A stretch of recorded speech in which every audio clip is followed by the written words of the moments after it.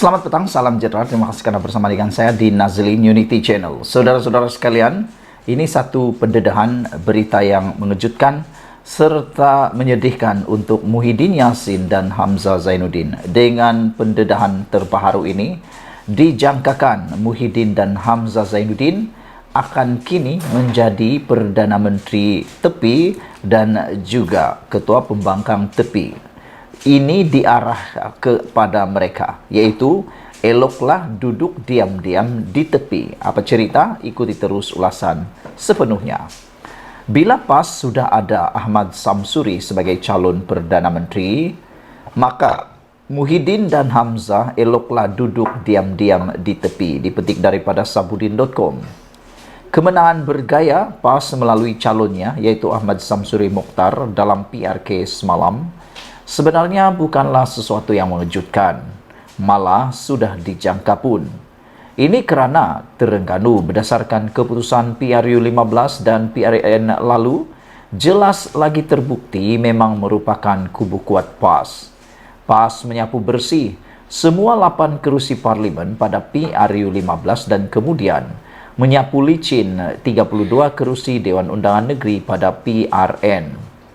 Atas hakikat tersebut, ditambah lagi kemenangan PAS melalui calonnya C. alias Hamid pada PRU 15 lalu adalah dengan kelebihan 27.179 undi, memang sudah dijangka PAS makan kacang saja di Kemaman.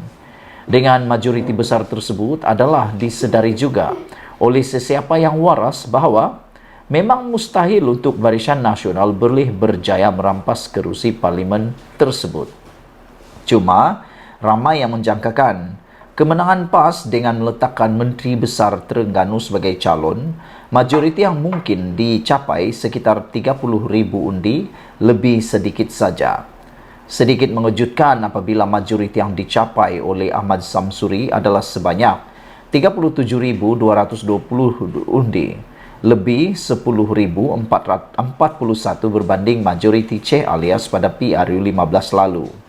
Agaknya, majoriti besar itu adalah disebabkan gembar-gembur bahawa Ahmad Samsuri adalah calon Perdana Menteri PAS pada masa depan. Seronok nampaknya pengundi Kemaman nak dapat ahli parlimen mereka sebagai bakal Perdana Menteri. Begitupun di sebalik majoriti besar yang dicapai Ahmad Samsuri, undi yang beliau raih sebenarnya kurang berbanding yang diperoleh C alias. C alias pada PRU 15 lalu memperoleh 65.174 undi. Tetapi undi Ahmad Samsuri ialah 64.998, kurang 176 undi. Hal ini mungkin disebabkan ramai pengundi luar yang tidak pulang mengundi. Yang paling malang sekali ialah Raja Muhammad Afandi, Raja Muhammad Nur yang dipertaruhkan Barisan Nasional sebagai calon dalam misi mustahil untuk merampas Kemaman. Beliau bukan saja gagal, malah undi yang diperolehnya cuma 27.778 undi, iaitu jauh lebih rendah berbanding 38.535 yang dicapai oleh Ahmad Said pada PRU 15 lalu. Soalnya, kemana pergi 10.757 undi lagi? Lebih malang lagi jika dicampur undi Ahmad Said sebanyak 38.535 dengan undi calon PH Hasuni Sudin sebanyak 8.340 pada PRU 15 lalu, Raja Effendi sepatutnya boleh mendapat lebih 45.000 undi. Mengapa beliau hanya berjaya mendapat 27.778 undi? Apakah pengundi UMNO sendiri menolak Raja Afandi dan kerjasama BN dengan PH tidak diterima oleh pengundi Melayu? Apapun kejayaan cemerlang PAS di Kemaman dengan meletakkan Ahmad Samsuri sebagai calon, disertai dengan gambaran beliau adalah calon Perdana Menteri bagi masa depan, ini bererti sudah sampai masanya bagi Muhyiddin Yassin untuk bersara dan Hamzah Zainuddin turut berlapang dada memberi laluan. Lagi pula, dengan PAS mempunyai 43 kerusi parlimen, paling besar dalam gabungan Perikatan Nasional, bahkan terbesar antara semua parti dalam negara ini, memang sudah sampai waktunya bagi parti itu meletakkan calon Perdana Menteri yang nampak berwibawa dan boleh dijual kepada pengundi dalam PRU 16 akan datang. Jika selepas ini ada lagi PRK di mana-mana dan Ahmad Samsuri diturunkan dengan lebih kerap sebagai wajah calon Perdana Menteri, rasa-rasanya PAS akan lebih mudah memikat hati pengundi, seterusnya mencipta kemenangan. Muhyiddin dan Hamzah dengan perkembangan ini bukan saja bertukar menjadi Perdana Menteri tepi, malah boleh terus duduk diam-diam di tepi. Ditulis oleh Sahabuddin Hussein, 3 Desember 2023. Sekian dulu untuk kali ini. Jangan lupa tinggalkan komen Anda, tekan butang subscribe. Malaysia kita punya, kita jaga sama-sama, cintai Malaysiaku. Bye-bye. Selamat pagi, salam sejahtera. Terima kasih kerana bersama dengan saya di Nazilin Unity Channel. Ada orang kata rombakan kabinet yang akan berlaku tidak lama lagi akan menyebabkan ketidakstabilan politik. Tapi sebenarnya ini yang berlaku. Kekal kestabilan politik walaupun berlaku rombakan kabinet, kata Fadila, timbalan Perdana Menteri Malaysia yang kedua. Saudara-saudara sekalian, beberapa hari yang lepas Anwar Ibrahim memberikan bayangan bahawa kabinet Malaysia akan dirombak pada bulan ini dan bukan pada tahun 2024. Ini memberi bayangan bahawa mungkin akan ada reshuffle ataupun akan ada yang dipecat. Saya menyokong mana-mana tindakan Anwar Ibrahim, khususnya kalau ada yang tidak memberikan performance yang baik, perlulah ditukar. Bukan kerana membenci, tetapi kita perlukan pemimpin yang benar-benar performs dan juga benar-benar memberikan prestasi yang terbaik. Jadi, ini adalah jawapan daripada timbalan Perdana Menteri yang kedua. Kestabilan politik akan kekal walaupun berlaku rombakan kabinet.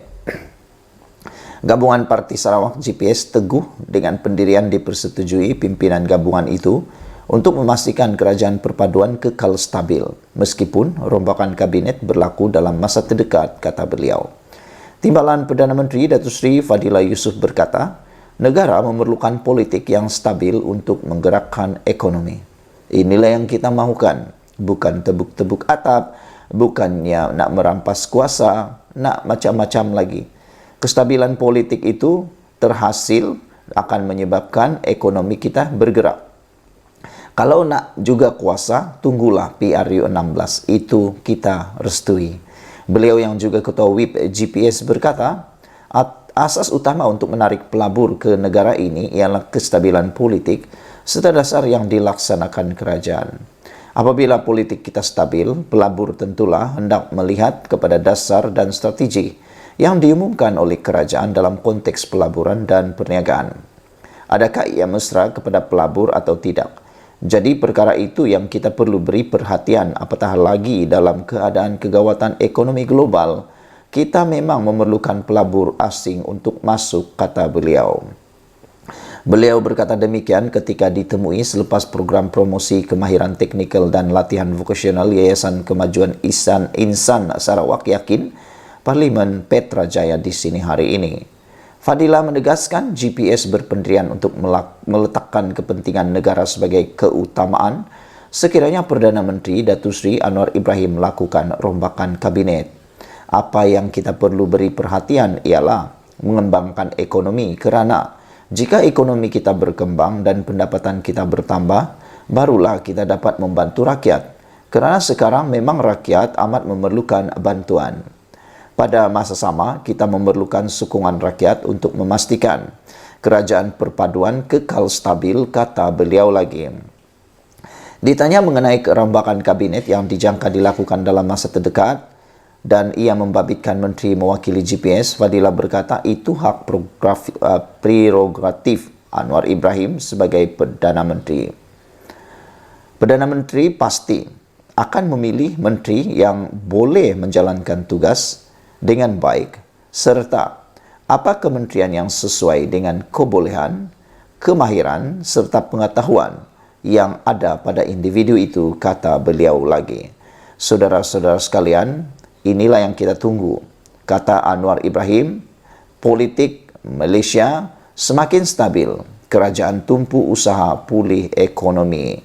Anwar Ibrahim mengatakan bahawa tumpuan kerajaan perpaduan kini boleh dipusatkan sepenuhnya kepada usaha pemulihan ekonomi apabila politik negara semakin stabil. Datuk Seri Anwar Ibrahim berkata, perkara itu cukup bermakna kerana kestabilan berkenan dicapai genap setahun kerajaan perpaduan dibentuk. Perdana Menteri berkata, kerajaan perpaduan kini memiliki majoriti 2/3 di Parlimen, sekaligus mengakui dan mengaku gabungan Parti Sarawak GPS adalah antara penyumbang utama kepada pencapaian itu. Genap 1 tahun kerajaan perpaduan, kita kini merancangkan semula ekonomi, alhamdulillah, kata Anwar Ibrahim. Saya tidak boleh menafikan hakikat bahawa Premier Abang Jo, Tan Sri Abang Johari Abang Upeng dan GPS memainkan peranan penting dalam hal ini, kata Anwar Ibrahim. Beliau berkata ketika berucap dalam Majlis Makan Malam sempena Forum Perniagaan Muslim Global di Pusat Convention Borneo Kuching di sini hari ini. Yang turut hadir ialah isteri Anwar, Datuk Seri Dr. Wan Azizah Wan Ismail, dan Naib Presiden Indonesia Dr. Maruf Amin, Abang Johari bersama isteri Puan Sri Jumaini Tuanku Bujang. Sementara itu, Maruf dalam ucapannya juga mengajak negara Islam untuk menetapkan visi dan misi mengembangkan industri halal global. Sekian dulu untuk kali ini. Jangan lupa tinggalkan komen Anda, tekan butang subscribe. Kita jumpa lagi. Bye-bye. Selamat pagi, salam sejahtera. Terima kasih kerana bersama dengan saya di Nazlin Unity Channel. PAS, Abang Long PN bersatu dalam gerhana. Apa cerita dalam harapan daily ini? Kemenangan Datuk Seri Ahmad Samsuri Mukhtar yang dijajah sebagai calon Perdana Menteri Perikatan Nasional dalam pilihan raya kecil Kemaman malam tadi meletakkan PAS sebagai Abang Long dalam Perikatan Nasional. Ini tentulah berita yang paling tak nak didengar oleh Muhyiddin. Kali ini sudah terbukti dan sudah menjadi semakin ketara bahawa Abang Long kini di Perikatan Nasional ialah PAS dan bukan lagi Parti Bersatu. Ahmad Samsuri mendapat 64,968 undi untuk mengalahkan calon Barisan Nasional iaitu Brigadier Jeneral Bersarah Raja Muhammad Effendi yang hanya mampu memperoleh 27,839 undi. Pengumuman Ahmad Samsuri yang dikenali sebagai Dr. Syam sebagai calon Perdana Menteri oleh mantan Perdana Menteri Tun Dr. Mahathir Mohamad dan kemenangan beliau ialah petanda Bersatu memasuki fasa gerhana. Ini satu pendedahan yang menyedihkanlah untuk Parti Bersatu, khususnya pada Muhyiddin Yassin selaku Presiden Parti Bersatu yang telah pun buat U-turn baru-baru ini. Kelibat Presiden Bersatu Tan Sri Muhyiddin Yassin juga tidak kelihatan ketika Mahathir membuat pengumuman tersebut. Ini juga bermakna Bersatu atau lebih tepat lagi Muhyiddin tidak boleh mengimpikan alamatnya di seri perdana lagi. Pilihan raya ini telah menjadikan Bersatu menjadi tidak relevan di dalam Pakatan Pembangkang iaitu Perikatan Nasional. Bersatu kini sudah hilang taringnya. Apa gunanya Muhyiddin mengetuai Perikatan Nasional? Sedangkan PAS adalah peneraju utama gabungan pembangkang tersebut. Apa gunanya Datuk Seri Hamzah Zainuddin, PN Larut menjadi ketua pembangkang? Sedangkan dukungan dan tulang belakang PN ialah PAS. Sesungguhnya Bersatu perlu bermuhasabah diri dan mencari kerelevanannya. Kerana pesanan ahli Majlis Pimpinan Tertinggi Bersatu, iaitu Ronald Kiandi agar Bersatu berhati-hati dalam hubungannya dengan PAS sedang menjadi realiti. Adakah PAS akan berani tiba-tiba kick Bersatu daripada Perikatan Nasional, iaitu Muhyiddin Yassin dan Hamzah Zainuddin selaku pengerusi Perikatan Nasional dan juga selaku Ketua Blok Pembangkang? Adakah lepas ini PAS akan menjadi dominan pula? Dan yang lebih lagi mengejutkan kita ialah adakah kata-kata ahli parlimen baru di Kemaman ini, yaitu buka pintu Perikatan Nasional ke Putrajaya, menjadi petanda bahawa Samsuri Mokhtar akan menjadi pengerusi Perikatan Nasional yang baru. Itu menjadi persoalan kita. Dan kalau dia sudah jadi pengerusi Perikatan Nasional, dia akan memeterai MOU dengan Anwar Ibrahim. Tidak mustahil dia akan memeterai perjanjian MOU bagi mendapatkan peruntukan, kerana sekarang ini yang benar-benar tak nak peruntukan itu ialah daripada kepimpinan Perikatan Nasional yang diketuai oleh Muhyiddin Yassin dan Hamzah Zainuddin. Jadi dengan suara kemenangan ini, saya rasa PAS lalui ahli parlimen baru ini, yaitu Samsuri Mokhtar, akan menjadi pengurusi baru Perikatan Nasional dan akan memeterai MOU bersama Anwar dan menyokong Anwar Ibrahim. Sekian dulu untuk kali ini. Jangan lupa tinggalkan komen Anda, tekan butang subscribe. Kita jumpa lagi. Bye-bye. Selamat pagi, salam sejahtera. Terima kasih kerana bersama dengan saya di Nazilin Unity Channel. Ini komen yang kita tunggu-tunggu daripada pemenang pilihan raya Kemaman semalam. Kita cari apa komen beliau, apa hasrat beliau, dan apa janji beliau selepas menang. Kerana dalam kempen, ya banyak janji boleh ditabur. Tapi yang nak dilihat ialah apa kerja yang boleh dibuat selepas kemenangan. Ditambah pula, netizen dan penganalisis politik, pengulas politik mengatakan adalah kehidupan Samsuri akan menjadi sangat sukar, sangat susah, sangat sibuk selepas menjadi ahli parlimen ini. Kerana kata mereka, Samsuri ialah adun di Terengganu, juga adalah Menteri Besar Terengganu dan juga adalah ahli parlimen.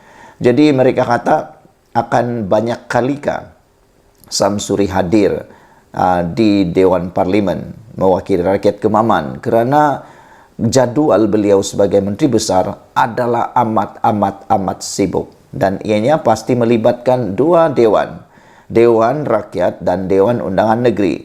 Kalau bertembung macam mana, kata mereka, bukankah itu sesuatu perkara yang amat menyusahkan hidup dia, kata mereka lagi. Walau bagaimanapun tak apalah, rakyat Terengganu, Kemaman sudah bersuara dan sudah memilih bahawa mereka mahu memilih untuk menambahkan kesusahan hidup Samsuri dengan kesibukan beliau sebagai Menteri Besar, adun dan juga ahli parlimen. Kita harap beliau dapat melaksanakan tanggungjawab dengan lebih berkesan, lebih baik, walaupun dalam keadaan yang teramat sibuk selepas ini. Saudara-saudara sekalian, dikabarkan daripada FMT, ini komen Samsuri selepas menang PRK Kemaman. Beliau kata kemenangan di Kemaman telah pun akan membuka pintu Perikatan Nasional ke Putrajaya.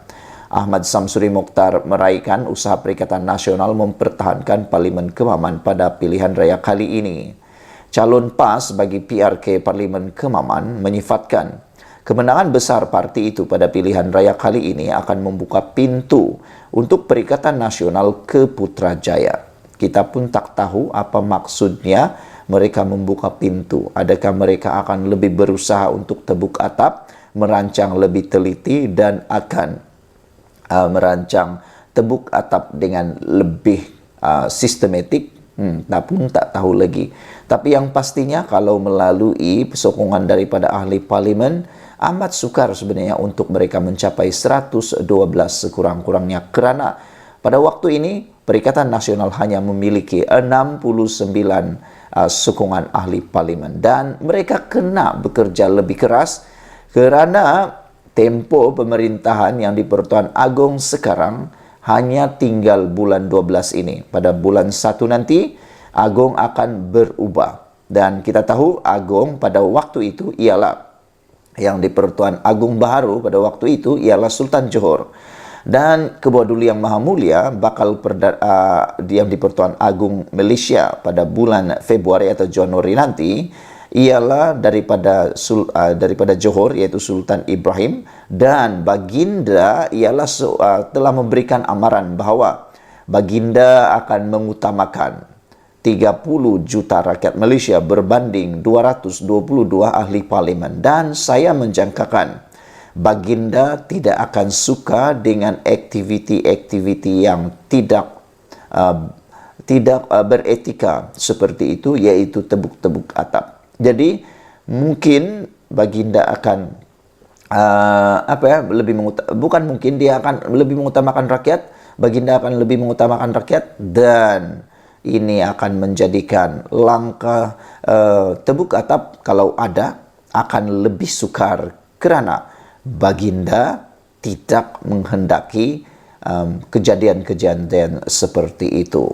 Jadi itulah dia komen daripada Samsuri, bahwa beliau kata kemenangan di Kemaman akan buka pintu Perikatan Nasional ke Putrajaya. Dengar boleh, percaya terpulang pada anda. Tapi saya sebagai pengulas politik bebas dan pemerhati politik bebas, saya lihat pintu ke Putrajaya hanya akan terbuka pada PRU 16 akan datang. Sekian dulu untuk kali ini. Jangan lupa tinggalkan komen anda, tekan butang subscribe. Kita jumpa lagi. Bye-bye. Selamat pagi, salam sejahtera. Terima kasih karena bersama dengan saya di Nazilin Unity Channel.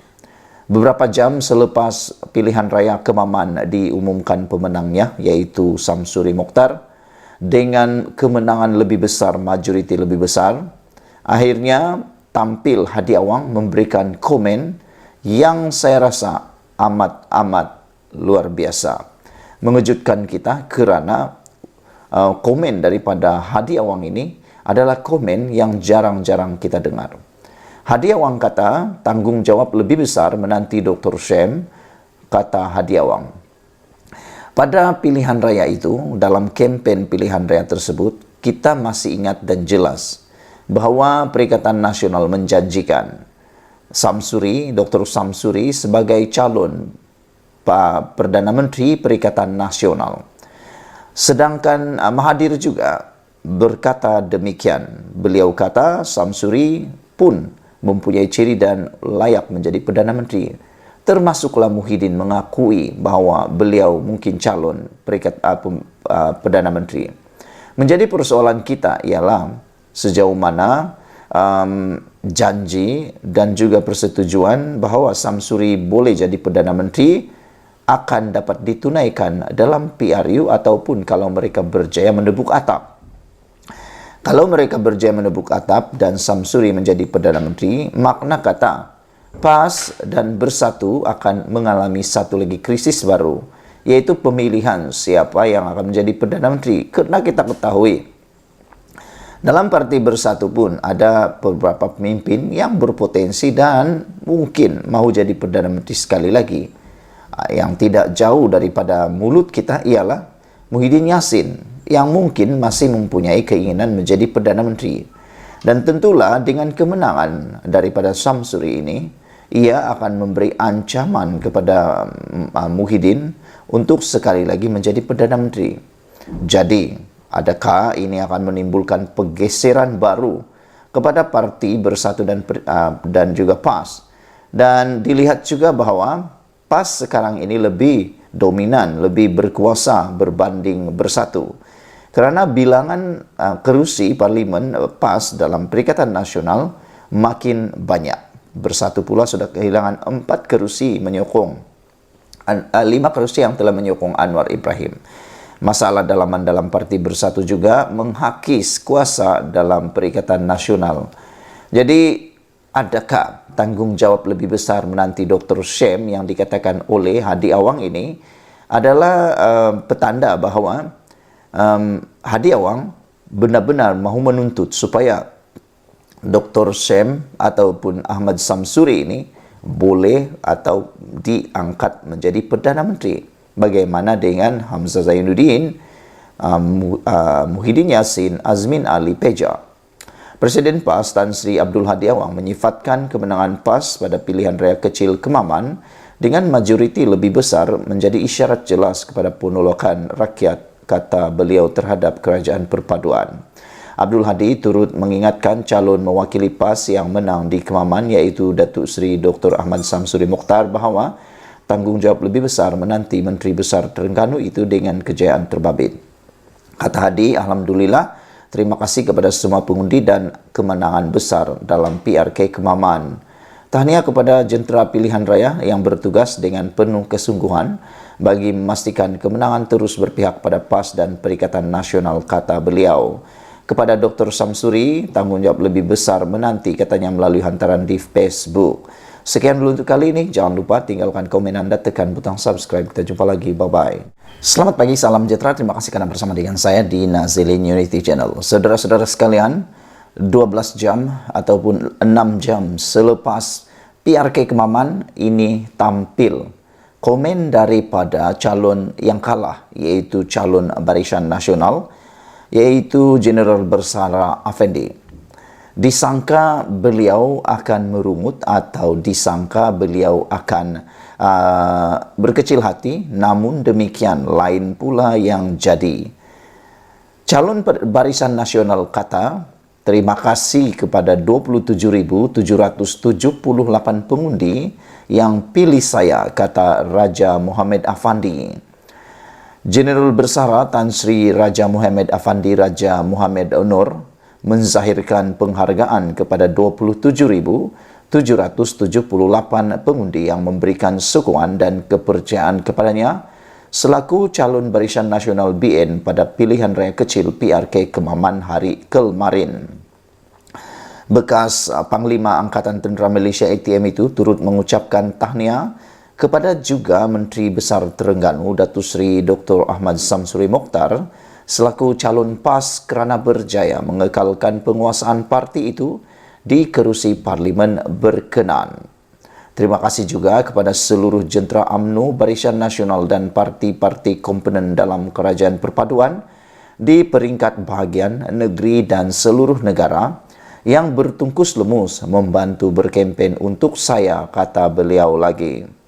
Sesungguhnya kita hanyalah berusaha dan selebihnya saya berserah kepada Allah, katanya dalam kenyataan pada hari semalam.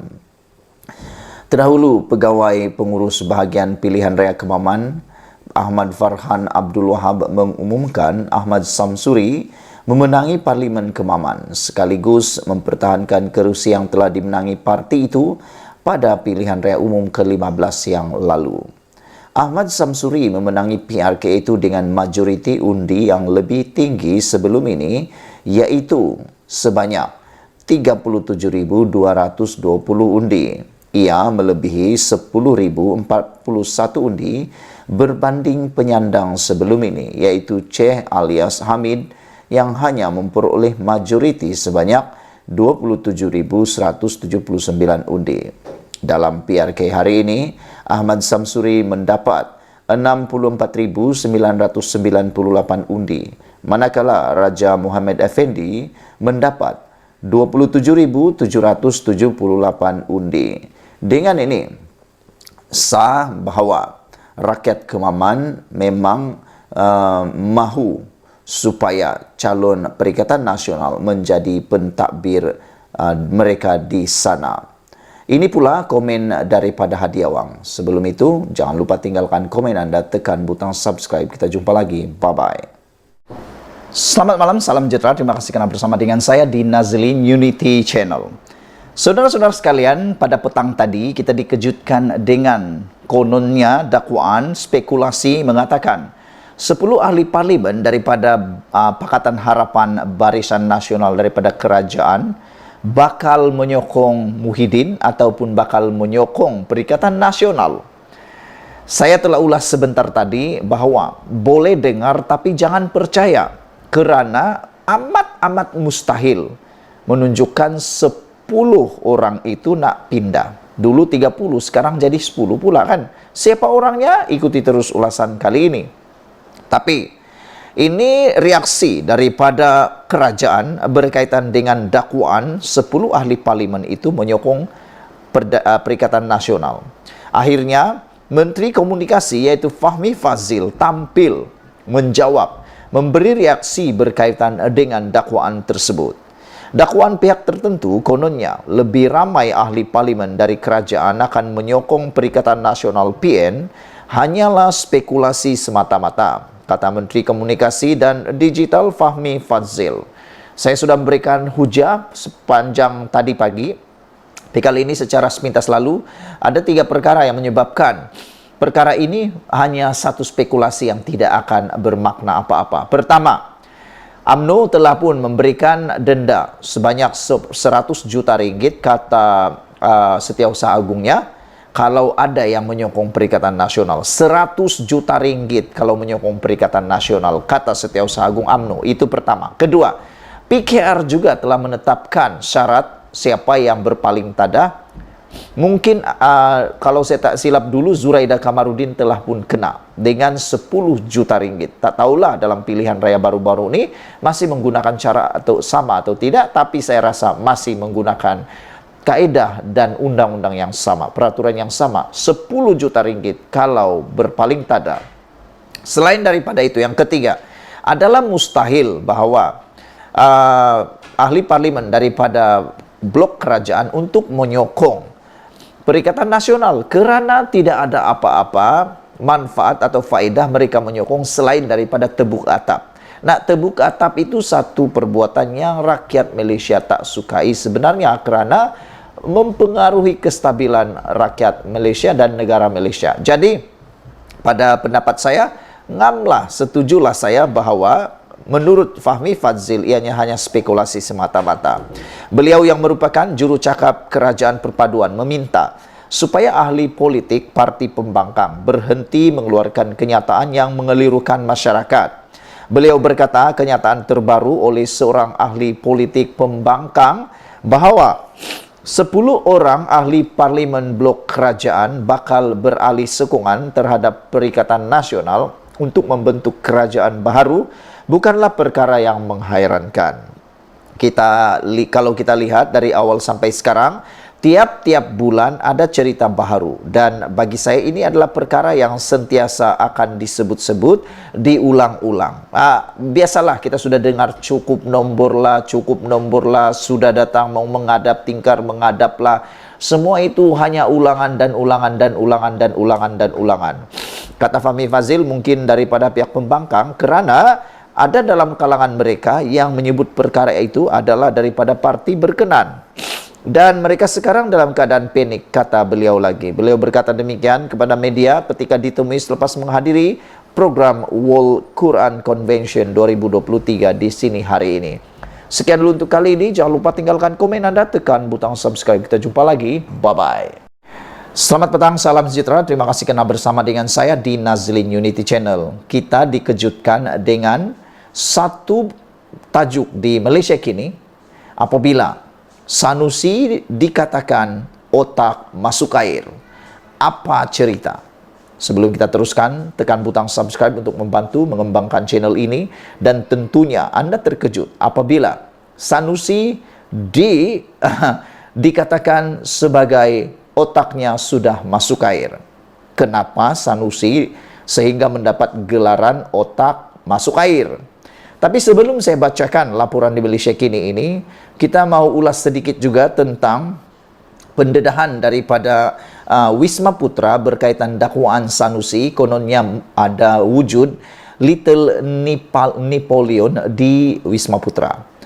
Wisma Putra telah pun memberikan penafian dan mendedahkan cerita yang sebenarnya yang paling mengejutkan kita. Pada mulanya saya pun hampir-hampir percaya 100% dan terkejut dengan pendedahan Sanusi. Apabila Sanusi kata dalam mesyuarat bersama dengan Anwar Ibrahim, wujud Little Napoleon dan wujud cubaan untuk cuba melaga-lagakan beliau dengan pentadbiran Anwar Ibrahim. Sehingga beliau tidak disediakan kerusi dalam mesyuarat, katanya. Beliau kata, Sanusi kata, bukan rasa terhina, tapi katanya perbuatan itu tidak baik. Namun, tidak sampai 24 jam, Wisma Putra akhirnya tampil menjawab dakwaan Sanusi itu kerana selepas cuba dipermalukan, cuba dipertikaikan oleh Sanusi, tentulah Wisma Putra wajib menjawab perkara itu, dan jawapan Wisma Putra itu sebenarnya betul-betul membalas, memberi balik paku besi paku keras kepada Sanusi dengan mengatakan Wisma Putra kata sebenarnya bukan tak sediakan kerusi, tapi memang tak disediakan kerana Sanusi tiada dalam senarai jemputan dalam mesyuarat tersebut. Dengan kata lain, kemunculan Sanusi dalam mesyuarat itu tidak dijangka pun dan tidak diketahui pun, tiba-tiba saja mungkin ada, dan memang itu sebabnya tiada kerusi kerana tidak dijemput. Jadi memang sesuailah dia berdirikan. Tapi oleh kerana kebaikan hati Anwar Ibrahim, akhirnya Anwar sendiri yang mengarahkan supaya pegawai Wisma Putra tersebut menyediakan kerusi untuk Sanusi. Lihatlah, walaupun Anwar selalu dimaki hamun, dihentam, dikeroyok, dibelasa oleh Perikatan Nasional, khususnya apabila selalunya Sanusi pun selalu menghentam Anwar Ibrahim dalam kempen-kempennya, apa yang jadi? Anwar Ibrahim tidak berdendam, bahkan dia menyediakan kerusi pula untuk Sanusi. Jadi itulah yang kita kata, yang jahat harus dibalas dengan kebaikan supaya muncullah kebaikan. Apa pula cerita tentang otak masuk air ini? Rupa-rupanya ini yang berlaku. Akibat digelar tokong perut buncit, Tiong membidas Sanusi pula dengan otak masuk air. Pertikaman lidah antara Menteri Pelancongan Tiong King Seng dan Menteri Besar Kedah Sanusi Maknor menjadi semakin hodoh apabila masing-masing mengeluarkan kata-kata lebih ekstrim. Hari ini Tiong pula berkata otak Sanusi masuk air. 2 hari selepas Sanusi mengejek penampilannya seperti tokong berkepala botak dan berperut buncit.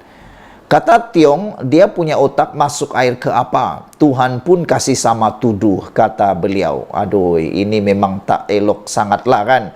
Menggunakan Tuhan di dalam apa-apa perkara itu memang tak elok langsung. Kata Tiong, dia kata saya duduk di bawah pokok pisang. Macam itu tokong Buddha yang berperut besar. Ini melampaulah bagi saya lah.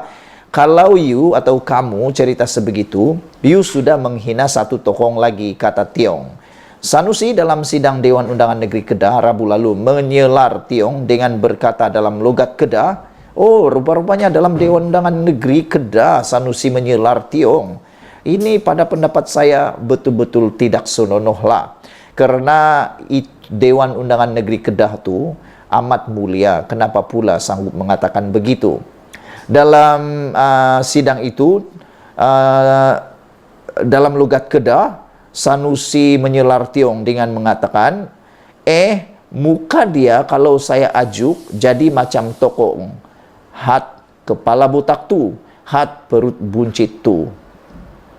Kata Sanusi, bukankah itu sesuatu yang amat-amat mendukacitakan kita sebagai rakyat Malaysia yang berbilang kaum dan agama?